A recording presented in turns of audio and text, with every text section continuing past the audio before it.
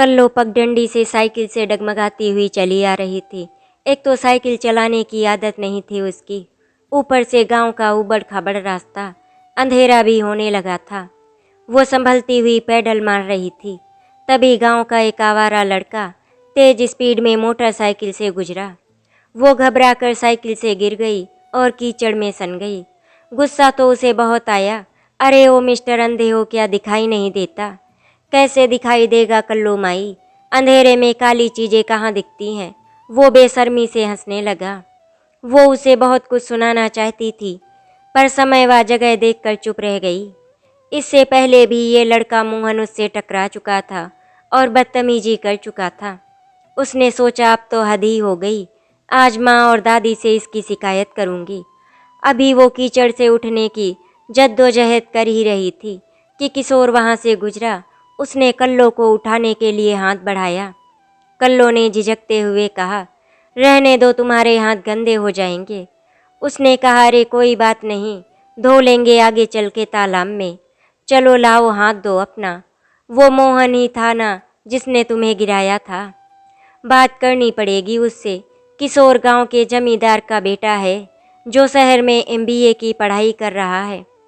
कल्लो BSc के second year में है। छुट्टियों में अपनी दादी के पास आई है। गांव का जीवन उसे बहुत भाने लगा है। माँ के साथ वो भी कभी कभी गांव के चक्कर लगाने पहुंच जाती है। खेत में ट्यूबवेल है तो आज मजदूरों से खेतों में पानी लगवाकर घर जा रही थी। माँ की आज तबीयत खराब थी तो अकेले ही आ गई थी।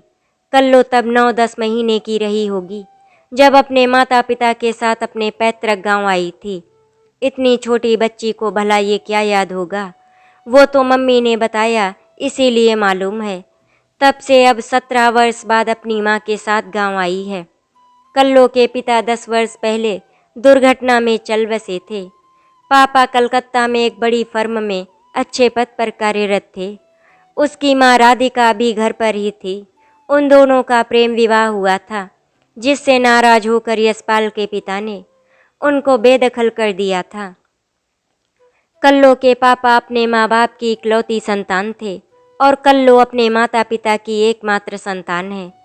ऐसा नहीं है कि उसके पिता यशपाल जी ने अपने माता पिता को मनाने की कोशिश नहीं की, पर राजपूती आन बान शान पर प्रेम विवाह रूपी कलंक जो लगाया था उन्होंने, वो भी दूसरे जाति की कन्या से विवाह करके, समाज में उनकी साख को जबरदस्त धक्का लगा था। आखिर उन्होंने मंदिर में सादगी से अपने कुछ परम मित्रों की उपस्थिति में विवाह कर लिया। उन्होंने सोचा था कि शादी के बाद सब ठीक हो जाएगा, पर कल्लो के दादाजी ने तो यहाँ तक कह दिया कि वो उनके मरणोपरांत भी ना आए और उनकी चिता को हाथ भी ना लगाएं। बहू की तो उन्होंने मरते दम तक शक्ल भी नहीं देखी थी। बहुत सख्त मिजाज थे दादाजी। दादी का मन करता था बेटे बहू को देखने का, पर दादाजी की सख्त हिदायत थी कि उनसे कोई संपर्क या संबंध न रखा जाए। दादी चुपके चुपके कभी कभार पापा को फ़ोन कर लिया करती थी, जो पापा ने अपने मित्र रघु अंकल के हाथों चुपके से भिजवाया था। जब कल्लो का जन्म हुआ तो पापा ने सबसे पहले घर पर फ़ोन करके अपनी माँ को खुशखबरी दी। दादी तो चहक उठी थी। पोती को देखने की उनकी इच्छा बलवती हो उठी तो उनसे रहा नहीं गया। वो उतावली होकर पति को सूचना देने पहुंची। अजी सुनते हो यशपाल के बापू, यशपाल के घर में लक्ष्मी आई है, आप दादा बन गए हैं और मैं दादी। खुशी उनकी बातों में, उनकी आंखों में झलक रही थी। दादाजी ने भारी भरकम रौबीली आवाज में दहाड़ते हुए कहा, क्या? तुम्हें कैसे पता चला? किसने सूचना दी है तुम्हें? वो यशपाल का फ़ोन आया था तो उसी ने बताया। दादी ने डरते डरते हुए बताया। दादाजी चिल्ला पड़े, फ़ोन कहाँ से आया तुम्हारे पास? दादी चुप हो गईं, मानो सांप सूंघ गया हो। उनकी चुप्पी से दादाजी सारा माजरा समझ गए। अच्छा, तुम्हारे बेटे ने भिजवाया होगा अपनी प्यारी माँ के लिए फ़ोन। कहा था ना तुमसे, हमें उस नालायक से कुछ लेना देना नहीं है, चाहे वो जिए या मरे मेरी बला से। और तुम भी कान खोल कर सुन लो, आज के बाद उस लड़के का नाम भी मत लेना मेरे सामने। वरना मुझसे बुरा कोई नहीं होगा। और हाँ, अगर ज़्यादा ही लाड आ रहा है उस पर तो तुम भी जा सकती हो अपने बेटे के पास, मगर याद रखना फिर यहाँ लौट कर मत आना। मेरा मरा मुँह देखोगे तुम लोग। उफ, ऐसी भी क्या जिद जो अपने इकलौते बेटे से मुंह मोड़े बैठे हो। कौन सा गुनाह कर दिया उसने? अपनी मर्जी से शादी ही तो की है, और अब तो एक बेटी भी हो गई है उसकी। क्या आपका मन नहीं करता अपनी पोती और बहू से मिलने का? नहीं करता तुम्हें जाना है तो जाओ, पर याद रखना जो मैंने कहा है। फिर वो छड़ी खटखटाते हुए अपने कमरे में चले गए। दादी बेचारी बेबस खून का घूंट पी कर रह गईं। पापा ने उसके बाद भी कई बार दादी जी को फ़ोन लगाया तो उन्होंने नहीं उठाया। दादाजी ने कसम जो दे रखी थी, ये कैसी जिद थी दादाजी की। इन सब में एक मासूम बच्ची का क्या कसूर था जो वो अपने दादा दादी के प्यार से वंचित थी। पापा ने अपने मित्र रघु को घर के हाल चाल जानने के लिए भेजा। उनके द्वारा ही ये सब बातें पता चली। पापा ने कई बार गांव जाने की कोशिश की, पर दादी हर बार उन्हें रोक देती थी कि उनका गुस्सा ठंडा हो जाए तब आना, और उनका गुस्सा ऐसा था कि उनके मरने के बाद ही शांत हुआ। एक रात नींद में ही वो ईश्वर को प्यारे हो गए। कल्लो तब तक 9 महीने की हो गई थी। उसे जिंदगी भर इस बात का अफसोस रहेगा कि दादाजी ने उसका चेहरा भी नहीं देखा, ना ही उसे अपना आशीर्वाद दिया। दादाजी की मृत्यु के समय मैं यानी कल्लो पहली बार अपने मम्मी पापा के साथ जब गांव आई थी, तब मैं 9-10 महीने की अबोध बालिका थी। ऐसे गम के माहौल में क्या खुशियां मनाई जाती, नई बहू के स्वागत की या पोती के नवागमन की। लगभग 2 महीने गांव रहकर मम्मी पापा कलकत्ता आ गए, परंतु इतनी लंबी छुट्टी की वजह से उनकी नौकरी चली गई। प्राइवेट कंपनियों में इतनी छुट्टियां कहाँ मिलती हैं, वो भी अपनी सुविधा अनुसार। दादाजी के जाने के बाद दादी अकेली रह गई थी। पापा ने गांव में रहने की सोची तो दादी ने साफ मना कर दिया। अपने इकलौते पुत्र को खानदानी रंजिश की वजह से वो उन्हें गांव से दूर ही रखना चाहती थी। तब पापा ने गांव के नज़दीक कानपुर शहर में एक सरकारी स्कूल में नौकरी कर ली। कुछ समय बाद मम्मी की भी उसी स्कूल में नौकरी लग गई। सब कुछ ठीक ठाक चल रहा था। दादी से शहर में साथ रहने को बोलते तो वो ये कहकर मना कर देती कि वो अब अपनी ज़िंदगी के बचे दिन गांव में ही बिताएंगी। पर इंसान जो सोचता है, जो कहता है, वो पूरा कब होता है? होता वही है जो मंजूर खुदा होता है। पापा अक्सर दादी के पास गांव आते जाते रहते थे। एक दिन वो मोटरसाइकिल से गांव से आ रहे थे कि हाईवे पर किसी ट्रक ने टक्कर मार दी और उनकी तत्काल मृत्यु हो गई। तब मैं 1 वर्ष की थी। खबर सुनकर दादी दौड़ी चली आईं। अपना दुख भुला उन्होंने बहू राधिका को बड़े प्यार और हिम्मत से संभाला। पापा के जाने के बाद मम्मी एकदम टूट गई थी। दादी अब अधिकांशतः अपनी बहू राधिका और पोती के साथ ही रहने लगी थी। बीच में कभी कभी गांव के चक्कर लगाकर आ जाया करती थी।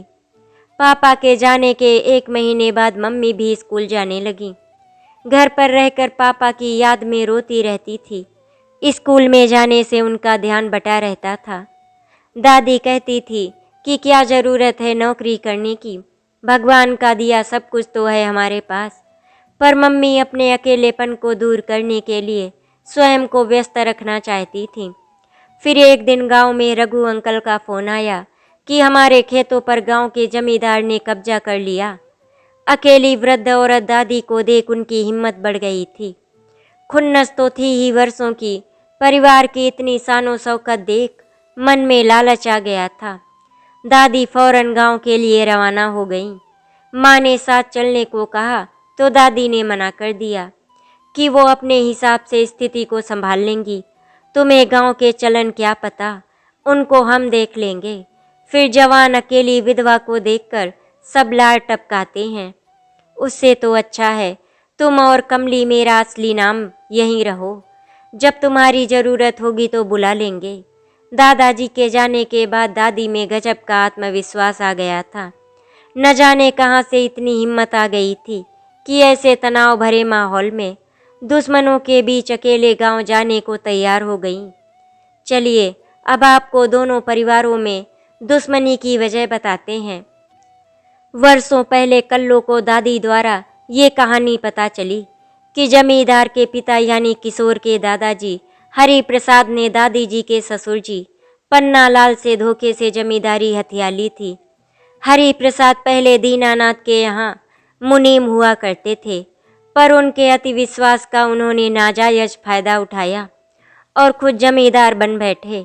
कल्लो के दादाजी दीनानाथ ने बहुत कोशिश की कि जमींदारी उन्हें पुनः प्राप्त हो जाए, पर उन लोगों ने उल्टा बड़े दादाजी को गबन के केस में फंसा दिया। दादाजी ने भाग दौड़ करके अपने पिता को गबन से छुड़ा तो लिया, परंतु बड़े दादाजी ये अपमान सह नहीं सके और उन्हें दिल का दौरा पड़ गया। तभी से दादाजी इतने कठोर दिल और चिड़चिड़े हो गए थे। दादाजी ने हरि प्रसाद के परिवार से बदला लेने की ठान ली। उन्होंने हरि प्रसाद की बहन सरला से प्रेम की पींगे बढ़ानी शुरू की, उसे अपने झूठे प्यार में फंसा लिया। सरला के परिवार को जब इसकी भनक लगी तो उन्होंने पहले अपनी लड़की को समझाया, पर उस पर तो दीनानाथ के प्यार का भूत सवार था। फिर उन्होंने दीनानाथ को धमकाया, पर वो भी अपने झूठे प्यार के लिए डटे रहे। कोई चारा नहीं देख दोनों ने मंदिर में गंधर्व विवाह कर लिया। जमींदार के परिवार वालों को जब इस विवाह की खबर लगी तो वो 4-5 लठैतों को लेकर शादी रोकने और अपनी लड़की को छुड़ाने आ गए, पर तब तक विवाह संपन्न हो चुका था। उनके आने की खबर दीनानाथ को लग गई तो वो नववधू को लेकर गांव से चंपत हो गया। 1 महीने बाद दीनानाथ सरला को ये कहकर उसके घर के दरवाजे पर छोड़ आया कि वो पहले शहर में कुछ काम धंधा नौकरी कर ले, घर का इंतजाम कर ले, तब उसे लिवा ले जाएगा। पर वो फिर कभी वापस पलट कर नहीं आया। बेचारी सरला पति की बाट जोहती रहती। फिर एक दिन उसके घर वालों ने दीनानाथ को ढूंढ निकाला। उन्होंने उसे अपनी पत्नी को साथ रखने को कहा तो दीनानाथ साफ मुकर गया कि वो उसकी पत्नी है या उसने कभी सरला से विवाह भी किया है।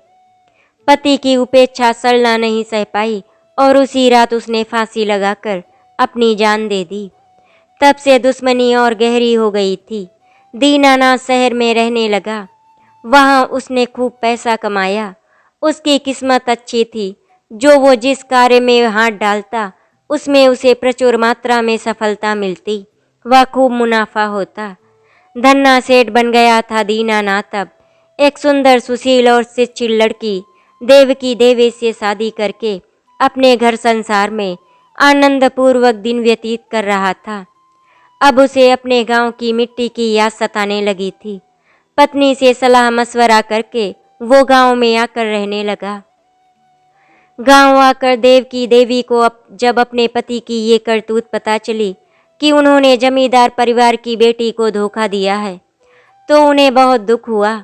उन्होंने पति से जब इस बारे में पूछा तो उन्हें झिड़क दिया, अपने काम से काम रखो, बाहरी दुनिया की खबर रखने की जरूरत नहीं है, समझी। देवकी देवी चुप हो गईं और कोई चारा भी नहीं था। उस जमाने की औरतें पति या ससुराल वालों के खिलाफ एक शब्द भी नहीं बोल सकती थी। दुश्मनी और बदले की भावना अब भी थी दोनों परिवारों के बीच, परंतु वक्त के साथ अब उसकी तीव्रता कुछ मध्यम होने लगी थी। किशोर के पिता शांता प्रसाद इस गांव के जमींदार थे। कुछ वर्ष पूर्व उनका भी देहांत हो गया था, परंतु दुश्मनी की परंपरा किशोर के चाचा और भतीजे निभा रहे थे। इसी बीच दीनानाथ को पुत्र रत्न की प्राप्ति हुई। नाम रखा गया यशपाल। उसको कड़ी सुरक्षा एवं निगरानी में रखा जाने लगा। स्कूल जाने की उम्र होते ही उसे पहले शहर में किसी रिश्तेदार के यहाँ देवकी देवी के साथ रखा गया। तदुपरांत उसकी आगे की शिक्षा के लिए उसे एक बोर्डिंग स्कूल में दाखिल करा दिया गया, जिसका पता पति पत्नी और 1-2 वफादार लोगों के सिवाय किसी को भी नहीं था। गांव में दीनानाथ ने बहुमंजिला आलीशान महलनुमा भव्य कोठी का निर्माण कराया और राजसी ठाट बाट से रहने लगे। आसपास की जमीनें खरीदकर अब वो जमींदार से भी ज़्यादा ताकतवर और रसूखदार बन बैठे। जमींदारी तो अब नाम मात्र को रह गई थी। जमींदार परिवार के लोग अब नाम के अलावा हैसियत में दीनानाथ से कमतर ही थे। इसीलिए वो अन्य तरीकों से दीनानाथ को नीचा दिखाने की कोशिश करते, पर हर बार मुंह की खाते। दीनानाथ के बेटे यशपाल की स्कूली पढ़ाई पूरी हो गई थी, परंतु दुश्मनी की वजह से उसे गांव से दूर ही रखा जाता था। आगे की पढ़ाई के लिए उसे लंदन भेज दिया गया। लंदन से पढ़ाई पूरी करते ही यशपाल को कलकत्ता में अच्छी कंपनी में अच्छे ओहदे पर नौकरी मिल गई। वहीं एक बंगाली लड़की से उसे प्रेम हो गया। उसने पिता को जब ये बात बताई तो उन्होंने इस रिश्ते को अपनाने से साफ मना कर दिया। बहुत समझाने पर भी वो नहीं माने, तो हार कर उन्होंने आर्य समाज रीति से विवाह कर लिया। पिता की मृत्यु के उपरांत यशपाल माँ से मिलने अक्सर गांव आते रहते थे। फिर एक दिन अनहोनी हो गई। जब वो गांव से शहर आ रहे थे, तभी किसी ट्रक ने उनकी मोटरसाइकिल को पीछे से टक्कर मार दी और उनकी तत्काल मृत्यु हो गई। देवकी देवी पुत्र शोक में डूब गईं। बहू और नन्ही बच्ची को संभालने और दिलासा देने हेतु वो शहर में कई महीने रहीं। अब वो प्रायः कानपुर में ही रहती थी। गांव का हवेली का कार्य एक वफादार नौकर सेवक राम करता था। खेत खलियान आदि बाहरी देख रेख रघु काका करते थे। रघु अंकल, जिन्हें कल्लो रघु काका भी बुलाती है। अंकल शब्द में वो मिठास या अपनापन कहाँ जो काका बुलाने में है। काका अविवाहित थे और पापा के घनिष्ठ मित्र व राजदार। देवकी देवी की अनुपस्थिति का फायदा उठाकर गांव में जमींदार ने उनकी कई जमीनों और खेतों पर कब्जा कर लिया। रघु काका ने जब ये खबर सुनाई तो देवकी देवी चिंतित हो गईं और गांव जाने की तैयारी करने लगी। राधिका को सासू माँ की चिंता होने लगी। पति के बाद एक वो ही तो सहारा थी माँ बेटी का। राधिका ने भी साथ जाने की पेशकश की, तो देवकी देवी ने मना कर दिया, ये कहकर कि अभी तो बिटिया का 12वीं का परीक्षा का परिणाम आएगा, फिर कॉलेज भी तो देखना होगा ना। इन सब से निपट लो, तबाह जाना गांव, इतनी जल्दी भी क्या है। गांव कोई भागा थोड़े ही जा रहा है। जहां अभी है वहीं कल भी रहेगा। हम उसे पकड़ कर रखेंगे, कहीं जाने नहीं देंगे तुम्हारे आने तक। और दादी जोर से ठहाका मारकर हंसती। वैसे भी मैं तुम दोनों को गांव के पचड़ों लफड़ों व दुश्मनी के माहौल से दूर ही रखना चाहती हूँ। तुम्हारे ससुर जी होते तो वो भी यही चाहते। दादी ने इमोशनल कार्ड खेला, तो अब क्या किया जा सकता था। दादी आप ना बहुत जिद्दी हो, पर देख लो हम ज़्यादा दिन चुप नहीं बैठने वाले। हाँ दादी हौले से मुस्कुरा दी। उनकी हंसी के पीछे छुपा दर्द व चिंता राधिका से छुपी नहीं रही। राधिका बेवजह इस दुश्मनी को खींचने का क्या फ़ायदा है। दुश्मनी ने सिर्फ दुख और तबाही ही मिलती है। आखिर कब खत्म होगी दुश्मनी। राधिका गहन सोच में डूब गई। फिर तो माँ जी आपका यूं भी अकेले गांव जाना खतरे से खाली नहीं है। मैं आपको वहां जाने नहीं दे सकती। राधिका ने चिंता व्यक्त की। अरे नहीं बहू, रघु है ना वहाँ, और सेवक राम भी तो है, वो मेरा ख्याल रखेंगे ही। और अगर ज़्यादा 3-5 की उन्होंने तो पुलिस और पंचायत तो है ही। तुम चिंता ना करो राधिका, हम फ़ोन करते रहेंगे। ठीक है, हम कल सही माहौल देखकर तुम लोगों को बुला लेंगे। दादी से फ़ोन पर बात होती रहती थी। कल्लो ने कॉलेज में एडमिशन ले लिया था। 2 साल गुजर गए हाँ ना करते करते। दादी से गांव आने के बारे में पूछते तो वो हर बार मना कर देती। 4th सेमेस्टर के एग्ज़ाम खत्म होते ही कमली ने गांव आने की जिद पकड़ ली। उसने कभी अपने पिता की जन्मभूमि नहीं देखी थी, तो वो बड़ी उतावली हो रही थी। जब 9-10 महीने की थी तब दादा की मृत्यु के समय आई थी पहली बार। इस बार तो बेटी के साथ माँ ने भी जिद पकड़ ली थी गांव जाने की।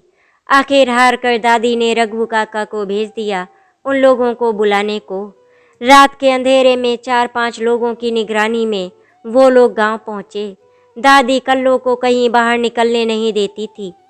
कोई मिलने आता तो उसे कमरे में ही रहने की हिदायत देती और लोगों से कह देती बिटिया नहीं आई है इस बार, कॉलेज में छुट्टियां नहीं हैं। उसे दादी पर बहुत गुस्सा आता कि दादी सबसे झूठ क्यों बोल रही हैं, क्यों मुझे कैद करके रखे हुए हैं। ऐसे 4-5 दिन निकल गए। एक दिन कल्लो यानी कमली जिद करने लगी, बस बहुत हो गया दादी, अब मैं घर में कैद होकर नहीं रह सकती। मैं भी गांव में घूमना चाहती हूँ, सबसे मिलना चाहती हूँ, खेत खलियान देखना चाहती हूँ, और आप हैं कि मुझे जेल में बंद कर दिया है। कल्लो की जिद के आगे दादी को घुटने टेकने पड़े। हाँ हाँ मेरी लाडो, सब देखना, पर मेरी एक बात माननी होगी, जो मैं कहूँगी वो करना होगा। मेरे तरीके से गांव में रहना होगा। ओके ओके दादी, डन, जैसा आप कहेंगी मैं वो ही करूँगी। दादी को जड़ी बूटियों और घरेलू नुस्खों की अच्छी समझ थी, तभी तो 70 की उम्र में भी 55-60 की दिखती थी। Absolutely fit and fine. सुबह सुबह दादी अजीब तरह का लेप लेकर कल्लो के सामने आ गई। बोली, ये लेप तुझे पूरे बदन में लगाना है, नहा कर लगा लियो, ठीक है। छी, मैं नहीं लगाती, कितना गंदा सा पेस्ट है ये। इसे लगाकर तो मैं काली बंदरिया सी दिखूंगी, इसीलिए तो लगाना है, जिससे कि तू बदसूरत दिखे। पर क्यों दादी, बदसूरत क्यों दिखाना चाहती हो आप मुझे? इसीलिए कि तुझ पर कोई बुरी नज़र ना डाले। गांव में दुश्मन के भेष में हवसी भेड़िए बैठे हैं, जो तेरे दादाजी के समय से हमारे परिवार से खार खाए बैठे हैं। वो इसी ताक में हैं कि कब कैसे हमारी इज्जत को मिट्टी में मिलाएं। तुझे अब से इसी वेश में रहना है। अब तक किसी ने तेरी असली सूरत नहीं देखी है। इस रूप में कोई तेरी ओर नज़र भर के देखेगा भी नहीं, और तू सुरक्षित रहेगी। और इस लेप के बाद ये क्रीम भी लगा लेना, अंदर वाले कपड़ों और बगल में। क्यों? इसे लगाने से क्या होगा? आई मीन अंदर क्यों? ये सांप बिच्छू जहरीले जीव जंतुओं से तेरी रक्षा करेगी। बहुत सवाल करती है तू, चुपचाप जो कहा है वो कर, वरना। दादी ने मानो धमकी दी हो। कमली ने क्रीम की डिब्बी खोली तो दुर्गंध का तीव्र भभका नाक से टकराया। यक, छी, कितनी गंदी बदबू है इसकी। ये तो मैं बिल्कुल नहीं लगाने वाली। अच्छा तो फिर ठीक है, मैं रघु को बोलती हूँ कि तुझे शहर छोड़ आए। नहीं नहीं दादी, लगा लूँगी इस क्रीम को भी, कल्लो ने लाचारी से कहा। कमली तैयार होकर रघु काका के साथ प्रथम बार ग्राम दर्शन को निकली। जो भी उसे देखता वितृष्णा से मुंह घुमा लेता। परिचय पाकर सब हैरान होते और तरह तरह की बातें बनाते। इतने रसूखदार सुदर्शन दीनानाथ और सुंदर देव की देवी की नातिन, इतनी बदसूरत और जिसके तन से अजीब सी दुर्गंध आती है। लोग फुसफुसाकर अपनी राय देते। जरूर सरला जमींदार परिवार की लड़की जिसे दीनानाथ ने धोखा दिया था, उसी का श्राप लगा है इस परिवार पर। भगवान जाने ऐसी कन्या से विवाह कौन अभागा करेगा। गांव वालों ने कमली का यही नाम रख दिया था, कल्लो। जमींदार के परिजनों ने जब कल्लो के रूप में कुरूप गुड़ के चर्चे सुने, फिर देखे तो उन्हें भी यही कहा। सब कर्मों का खेल है, हमारी सरला का श्राप लगा है इन लोगों को, तभी तो ऐसी बदशक्ल लड़की ने जन्म लिया है इस घर में। खैर जो भी हो, कमली अपने में मस्त पूरे गांव में हिरनी सी डोलती रहती, अचंभे से खेत खलियान देखती, पगडंडियों पर लड़खड़ा कर चलती। बहुत मजा आ रहा था उसे। कमली जमींदार के परिवार से बदला लेने के उद्देश्य से गांव आई थी। जब उसे पता चला कि किशोर जमींदार का बेटा है, तब से उसने किशोर को अपने रूप जाल में फंसाने की योजना बना ली थी। वो उससे अपनी जमीन के कागजात व जमींदारी वापस पाना चाहती थी, पर दादी ने ये वेश बनाकर सब गड़बड़ कर दिया। फिर अचानक ही उसके दिल ने कहा, वैसे किशोर इतना बुरा भी नहीं है, वो भला लड़का है, शायद अपने बाप दादाओं जैसा नहीं है, उसने मन ही मन सोचा। फिर तुरंत ही इस ख्याल को झटक दिया, अब सब कुछ और सोचना पड़ेगा, मन ही मन उसने सोचा। एक दिन किशोर ने स्वयं ही अपने और उसके परिवार के बीच की रंजिश के बारे में बताया। वो वर्षों से चली आ रही दुश्मनी को खत्म करना चाहता है। कुछ दिन पहले जब किशोर ने कमली को कीचड़ से बाहर निकाला, तो गीले होने की वजह से उसके हाथों और गर्दन पर लेप निकल गया था और उसकी प्राकृतिक रंगत उस स्थान पर दिखने लगी थी। किशोर एकटक उसे देखता रहा था, या यूं कहो कि कुछ जानने की चेष्टा कर रहा था। उसे कहीं देखा है मैंने, शायद किशोर दिमाग पर जोर डालने लगा। दोनों की नज़रें मिली। एक अजीब सी कशिश थी उन आँखों में। कमली ने नज़रें झुका ली। किशोर तभी समझ गया कि कमली ने जानबूझकर किसी मकसद के तहत ये वेश बनाया है। चूँकि रात हो चली थी तो उसने कमली को मोटरसाइकिल से घर तक छोड़ दिया था। उस रात कमली भी किशोर के बारे में सोचती रही। अगले दिन वो तड़के ही चल पड़ी गांव की ओर अपनी उसी रूप मेकअप में। आज तो किशोर भी सुबह सुबह आ गया था। अरे तुम इतनी सुबह सुबह कैसे? बस यूं ही, गांव की आबो हवा कितनी अच्छी है, एकदम फ्रेश है ना? तो मैंने सोचा क्यों ना इसका लुत्फ उठा लिया जाए जब तक मैं हूँ यहाँ पर। शहरों में कहाँ इतनी ताजगी मिलती है। अनमनी सी कमली बोली। क्या हुआ, किस सोच में डूबी हो कल्लो? किसी ने कुछ कहा है क्या? अच्छा एक बात बताओ, मोहन ने दोबारा तो तुमसे कुछ नहीं कहा? नहीं, उस दिन के बाद वो मुझे मिला ही नहीं। अच्छा चलती हूँ, ट्यूबवेल चलवा कर खेतों में पानी देना है, वरना लाइट चली जाएगी। मैं भी चलूँ तुम्हारे साथ? तुम्हारी हेल्प करा दूंगा। नहीं नहीं, तुम क्या करोगे चल के? तुम ठहरे बड़े आदमी, जमींदार के बेटे, और बड़े आदमियों को ये छोटे मोटे काम शोभा नहीं देते। किसी ने देख लिया तो तुम्हारे खानदान का नाम मिट्टी में मिल जाएगा। उसने जमींदार शब्द पर ज़्यादा जोर दिया। ताना मार रही हो, खानदानी दुश्मनी को तुम भी आगे बढ़ाना चाहती हो। मैं यहाँ ये सोच सोच कर परेशान हूँ कि इस बेवजह की दुश्मनी को कैसे खत्म किया जाए। और तुम हो कि? मुंह लटकाते हुए किशोर ने कहा। बेवजह की तुम्हारे बाप दादाओं ने जो किया, हमसे हमारी जमींदारी छीन ली, हमारे खेतों जमीनों पर कब्जा कर लिया। तुम लोगों की वजह से मेरे बड़े दादू की जान गई, उनको झूठे आरोप में फंसा दिया गया। और तुम कह रहे हो कि बेवजह की दुश्मनी है ये। हमें क्या शौक है लड़ाई करने का? तुम लोग तो बहुत शरीफ हो, है ना? कल्लो गुस्से में फुफकारती हुई बोले जा रही थी। तुम लोग अब भी अपनी हरकतों से बाज नहीं आ रहे हो, इसीलिए तो मैं इतने साल अपने गांव नहीं आ पाई, और अब आई हूँ तो देखो आज मुझे इस रूप में रहना पड़ रहा है। उप्स! कल्लो ने जीभ दांतों तले दबा ली। ये मैंने क्या कह दिया? अब सब बना बनाया खेल बिगड़ जाएगा और दादी गुस्सा करेंगी वो अलग। अब तो वो मुझे पक्का शहर भेज देंगी। क्या बड़बड़ा रही हो कल्लो? जोर से बोलो, तुम ठीक तो हो ना? जिसका मतलब है कि किशोर ने कुछ नहीं सुना। Good, very good. उसने राहत की सांस ली। चलते चलते वो लोग ट्यूबवेल तक आ पहुँचे थे। अभी तक सेवक राम काका नहीं आए थे और कमली को ट्यूबवेल चलाना नहीं आता था। किशोर ने कहा कि उसे ट्यूबवेल चलाना आता है। कमली पाइप के सामने खड़ी थी। जैसे ही किशोर ने ट्यूबवेल चलाया, पानी की तेज धार सीधे उसके चेहरे पर पड़ी। उसका संतुलन बिगड़ गया और वो सीधे हौद में जा गिरी। जब तक वो संभल पाती या पानी से निकल पाती, तब तक उसका सारा मेकअप धुल गया था। अब वहाँ एक गोरी चिट्टी दूध की तरह सफ़ेद कमसिन भला की खूबसूरत खड़ी थी। कल्लो का कोई नामो निशान नहीं था, जैसे वो पानी की धार के संग बह गई हो। किशोर अपलक उसे निहारे जा रहा था। तरबतर भीगी कमली शर्म से आंखें नीचे किए हुए खड़ी थी। किशोर ने निगाहें फेर ली।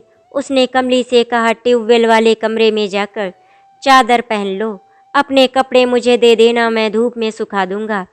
मरता क्या ना करता, उसकी बात मानने के सिवाय कोई चारा भी नहीं था। तो चुपचाप जैसा उसने कहा वो किया। किशोर ने अब कल्लो को अच्छी तरह से पहचान लिया था, परंतु वो कुछ बोला नहीं। पूरे रास्ते दोनों खामोश रहे। इक्का दुक्का लोग राह में गुजर रहे थे। वो हैरानी से दोनों को देख रहे थे और सोच रहे थे कि किशोर के साथ ये इतनी सुंदर लड़की कौन है, पहले तो कभी नहीं दिखी। दादी ने जैसे ही कल्लो को उसके असली रूप में देखा तो वो चौंक गई। ये क्या किया लड़की? मैं तुझे सुरक्षित रखना चाहती हूँ और तू है कि जानबूझकर मुसीबत मोल ले रही है। कैसी मुसीबत दादी जी? कमली के पीछे से अचानक किशोर सामने आ गया। दादी उसे देखकर और भी ज़्यादा हैरान हो गई। उन्होंने झट से कमली को अपनी ओर खींच लिया और उसे अंदर जाने को कहा। किशोर दादी के पैर छूने को झुका तो वो कुछ कदम पीछे हट गईं। तुम यहाँ क्यों आए हो? हमें तुमसे, तुम्हारे परिवार वालों या तुम्हारे खानदान से कुछ लेना देना नहीं है। अब तक जो हुआ वो कम था क्या, जो तुम भी हमें परेशान करने आ गए हो। किशोर बड़ी धीरता से सब सुनता रहा, फिर उनके चरणों में बैठ गया। दादी, दोनों परिवारों ने अब तक बहुत नफरत और ईर्ष्या के खेल खेल लिए, अब बस और नहीं। मैं और मेरी माँ अब शांति चाहते हैं और दुश्मनी खत्म करना चाहते हैं। अच्छा, और तुम्हारे चाचा और उनके आवारा बेटे, वो अपनी हरकतों से बाज आएंगे? और कैसे खत्म करोगे ये दुश्मनी? क्या तुम हमारे ज़मीन के कागजात, हमारी ज़मींदारी, वो हैसियत वगैरह लौटा सकोगे जो तुम्हारे दादा परदादाओं ने धोखे से हमसे छीन लिए थे? जी दादी जी, जैसा आप चाहती हैं वैसा ही होगा। आप बस मुझे 2-3 दिन की मोहलत दीजिए। तब तक रघु काका भी आ गए। उन्होंने दादी को समझाया, काकी, किशोर बहुत अच्छा लड़का है, वो सच में दुश्मनी खत्म करना चाहता है। वो अपनी कमली बिटिया को भी पसंद करता है। वो कई दिन से उसका दिल जीतने की कोशिश में लगा है। आज भी उसने मुझसे मदद ली थी बिटिया को असली रूप में लाने की। वो अपनी कमली बिटिया से शादी करना चाहता है, पर वो आपकी इजाज़त के बिना कोई कदम नहीं उठाएगा। राधिका को भी किशोर पसंद आया। उसने कमली से पूछा तो उसने सिर झुकाकर मंजूरी दे दी। पर पढ़ाई खत्म करने के बाद ही मैं शादी वादी के बारे में सोचूंगी। 2 दिन बाद किशोर सभी जरूरी कागजात लेकर हाजिर हो गया। साथ में माँ को भी लेकर आया। दादी भी किशोर से प्रभावित हुए बिना नहीं रह सकी। शायद वो भी थक चुकी थी इस दुश्मनी से। उन्होंने खुले दिल से उनका स्वागत किया। दादी से इजाज़त लेकर किशोर ने कमली से पूछा, क्या तुम मुझे ज़िंदगी भर झेलने को तैयार हो कल्लू? आई मीन कमली जी। हंसी का संवेश स्वर गूंज उठा। कमली ने बनावटी गुस्सा दिखाते हुए कहा, तुझ जैसे बंदर के साथ कौन शादी करेगा? वो उसे जीभ चिढ़ाते हुए आंगन में भाग गई। उसके पीछे पीछे किशोर भी दौड़ा। तभी मोहन कान पकड़कर कमली के आगे घुटनों के बल बैठ गया और बोला, उस दिन की और पहले की गुस्ताखियों के लिए मुझे माफ़ कर दो भाभी जी। मोहन किशोर का चचेरा भाई था। उसी शाम धूमधाम से सगाई की रस्म हुई। कमली की ग्रेजुएशन पूरी होने के बाद शादी की बात तय हुई। 6 महीने पहले किशोर ने शहर में यूनिवर्सिटी में एक बार कमली को देखा था, जब वो उससे टकराई थी। कमली ने उसे नहीं देखा था, उसे बस पकड़ने की जल्दी थी शायद। किशोर पहली ही नज़र में उसे दिल दे बैठा था। जब उसे पता चला कि वो उसके ही गांव की दुश्मन परिवार की बेटी है, उसके परिवार से दुश्मनी की वजह भी पता लगी, उसने तभी ठान लिया था कि वो इस दुश्मनी को ख़त्म करके रहेगा और इस लड़की का दिल जीतने की कोशिश करेगा। किशोर गांव जाकर माँ से अपने दिल का हाल बताता है और इस खानदानी दुश्मनी को ख़त्म करने की बात करता है। उसकी माँ भी यही चाहती थी। किशोर की माँ अपने दोनों देवरों और भतीजों से विनती करती है कि वो अब इस दुश्मनी को यहीं ख़त्म कर दे और देव की देवी की तरफ दोस्ती का हाथ बढ़ाएं। फिर एक दिन किशोर की माँ ने राधिका से फ़ोन पर विस्तार से बात की इस बारे में। राधिका का भी यही विचार था। गांव आकर राधिका ने रघु काका से भी सलाह मशविरा किया।